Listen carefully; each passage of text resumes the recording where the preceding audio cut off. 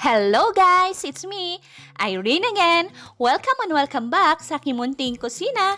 So for today's episode ay isang classic Pinoy merienda naman ang gagawin natin. Simple, masarap at napakadaling gawin. Magluluto tayo ng crispy maruya or pinaypay sa Bisaya. May iba't ibang version ng pagluto ng maruya. So yung isi-share ko sa inyo ngayon ay my own version of cooking maruya.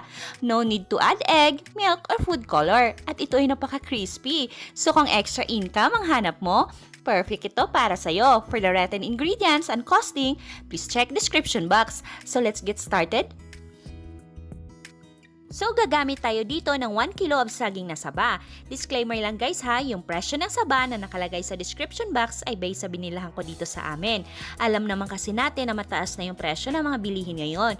But fortunately, dito sa amin, ang locally produced crops like saging ay nasa 30 to 35 pesos pa rin ang kilo. So, kung mahal ang saba sa inyo, adjust nyo na lang yung retail price nyo. Balatan lang natin ito at hiwain na parang pamaypay. Yung iba naman ay minamash nila yung saging. So, depende yan sa inyo. Next step ay coat muna natin ito ng harina, then set aside muna natin ito.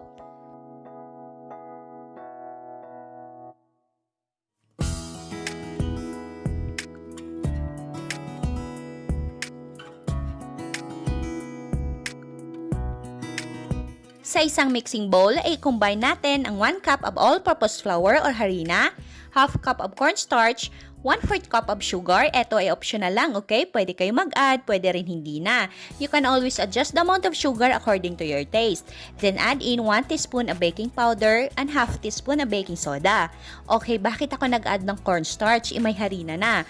Cornstarch reduces the gluten structure, make the breading less chewy, and the baking soda naman not only creating tiny bubbles but also helps darken the color kaya golden brown yung outcome ng ating maruya. Now, let's add 1 cup of water. Yes, you can use milk instead of water. Then, mix lang natin ito until well combined na lahat.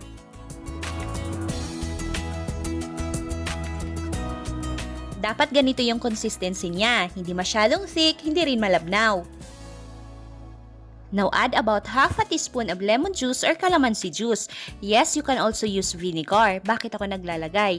Vinegar or lemon juice reacts with the baking soda. Nagkikreate ito ng tiny bubbles sa ating mixture, making our maruya more crispy and flaky. Pwede rin naman na hindi na kayo maglagay ng baking soda, but based on my experience, mas naglalast yung crispiness ng maruya pag merong baking soda. At mas crispy talaga siya, hindi chewy. Dapat at this point ay nakaready na yung frying pan nyo at mainit na yung mantika. Dip lang natin ang ating saging sa ating mixture, then coat it once more with flour, then fry natin ito sa naka-ready na natin na mantika.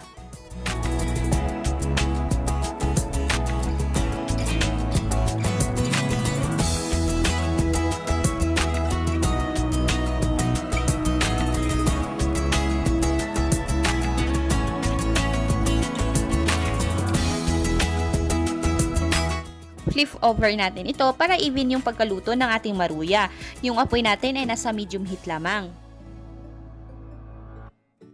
At habang piniprito pa natin ang ating crispy maruya, if you haven't subscribed yet, make sure to smash that subscribe button and don't forget to click the notification bell and click all para ma-notify kayo pag may bago tayong uploads. See? Flaky and crispy maruya. At ang ganda ng pagka-golden brown niya, di ba? Dahil yan sa baking soda.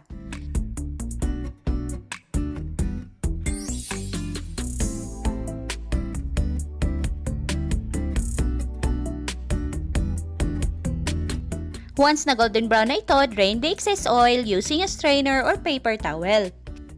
Ready to serve na at pwede na ibenta ang ating crispy maruya.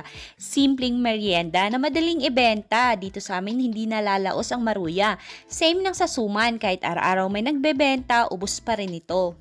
At para naman sa ating shoutout portion, mega shoutout to Jan Pantuni TV. Kung hanap nyo ay legit na kaibigan, pasyalan nyo lang the channel na to at makakaasa kayo na babalikan din kayo. And to J and J Pastera, thanks sis for watching. Sana ay nakatulong to video na to at nabigyan kayo ng idea paano kikita gamit ang maliit na puhunan lamang. At sa mga hindi pa nakapag-subscribe, please subscribe sa ating YouTube channel and please click the notification bell and click all para ma-notify kayo pag may bago tayong uploads. Thank you guys for watching and happy cooking!